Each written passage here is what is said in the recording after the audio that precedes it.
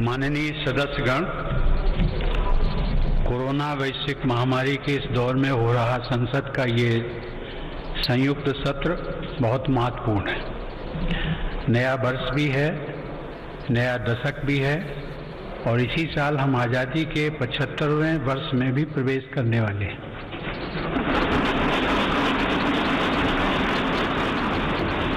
आज संसद के आप सभी सदस्य हर भारतवासी के इस संदेश और इस विश्वास के साथ यहाँ उपस्थित हैं कि चुनौती कितनी ही बड़ी क्यों न हो, न हम रुकेंगे और न भारत रुकेगा।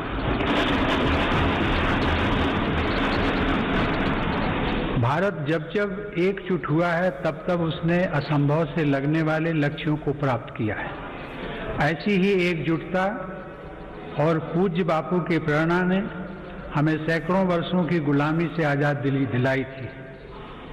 इसी भावना को अभिव्यक्त करते हुए राष्ट्र प्रेम से ओतप्रोत कवि असम केसरी अंबिका गिरी राय चौधरी ने कहा था, ओम तत्सत भारत महात ऐक चेतोनाथ, एक ध्यानोत ऐक साधोनाथ, ऐक आवेगोत ऐक होइसा ऐक होइसा।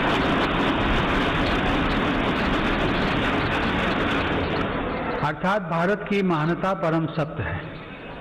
एक ही चेतना में, एक ही ध्यान में, एक ही साधना में, एक ही आवेग में, एक हो जाओ, एक हो जाओ। आज हम भारतीयों की यही एकजुटता, यही साधना देश को अनेक आपदाओं से बाहर निकाल कर लाई है।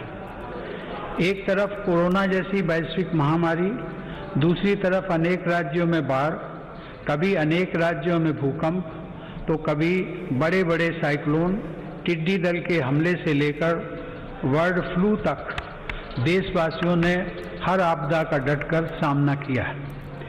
इसी काल में सीमा पर भी अप्रत्याशित तनाव बढ़ा। इतनी आपदाओं से, इतने मोर्चों पर देश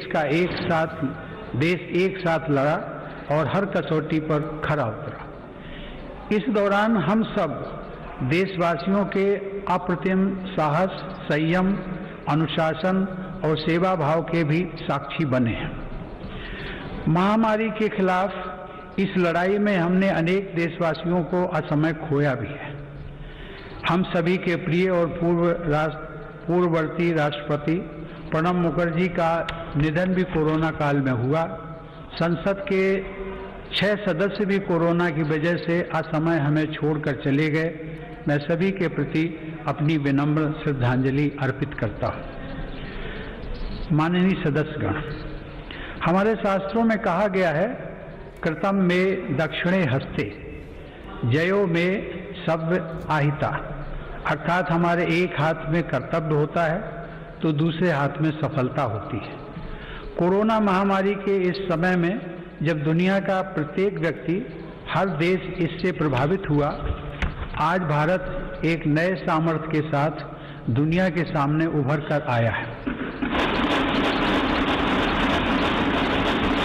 मुझे संतोष है कि मेरी सरकार के समय पर लिए गए सटीक फैसलों से लाखों देशवासियों का जीवन बचा है। आज देश में कोरोना के नए मरीजों की संख्या भी तेजी से घट रही है और जो संक्रमण से ठीक हो चुके हैं उनकी संख्या भी बहुत अधिक है। माननीय सदस्यगण, जब हम बीते एक वर्ष को याद करते हैं तो हमें स्मरण होता है कि कैसे एक ओर नागरिकों के जीवन की रक्षा की चुनौती थी तो दूसरी तरफ अर्थव्यवस्था की चिंता भी करनी थी।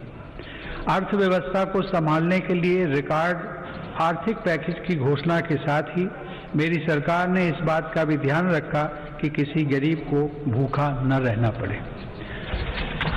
प्रधानमंत्री गरीब कल्याण योजना के माध्यम से 8 महीनों तक 80 करोड़ लोगों को 5 किलो प्रति माह अतिरिक्त अनाज निःशुल्क सुनिश्चित किया गया। सरकार ने प्रवासी श्रमिकों, कामगारों और अपने घर से दूर रहने वाले लोगों की भी चिंता की। One nation, one ration card की सुविधा देने के साथ ही सरकार ने उन्हें निःशुल्क अनाज मुहैया कराया और उनके लिए श्रमिक स्पेशल ट्रेनें चलवाई। महामारी के कारण शहरों से वापस आए प्रवासियों को उनके ही गांवों में काम देने के लिए मेरी सरकार ने 6 राज्यों में गरीब कल्याण रोजगार अभियान भी चलाया। इस अभियान की वजह से 50 करोड़ मैन डेज के बराबर रोजगार पैदा हुआ। सरकार ने रेहड़ी पटरी वालों और ठेला लगाने वाले भाई बहनों के लिए विशेष स्वनिधि योजना भी शुरू की। इसके साथ ही करीब 31,000 करोड़ रुपए गरीब महिलाओं के जन धन खातों में सीधे ट्रांसफर भी किए गए। इस दौरान देश भर में उज्ज्वला योजना की लाभार्थी गरीब महिलाओं को 14 करोड़ से अधिक मुफ्त गैस सिलेंडर भी मिले। अपने सभी निर्णयों में मेरी सरकार ने संघीय ढांचे की सामूहिक शक्ति का अद्वितीय उदाहरण भी प्रस्तुत किया है। केंद्र और राज्य सरकारों के बीच इस समन्वय ने लोकतंत्र को मजबूत बनाया है और संविधान की प्रतिष्ठा को सशक्त किया है।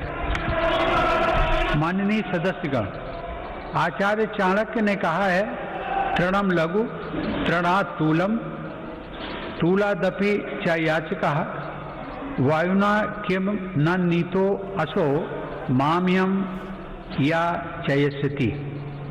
अर्थात याचना करने वाले को घास के तिनके और रुई से भी हल्का माना गया है। रुई और तिनके को उड़ा ले जाने वाली हवा भी याचक को इसलिए अपने साथ उड़ाकर नहीं ले जाती कि कहीं वह हवा से भी कुछ मांग न ले। इस प्रकार हर कोई याचक से बचता है। इसका अभिप्राय यह है कि यदि अपने महत्व को बढ़ाना है तो दूसरों पर निर्भरता को कम करते हुए आत्मनिर्भर बनना होगा।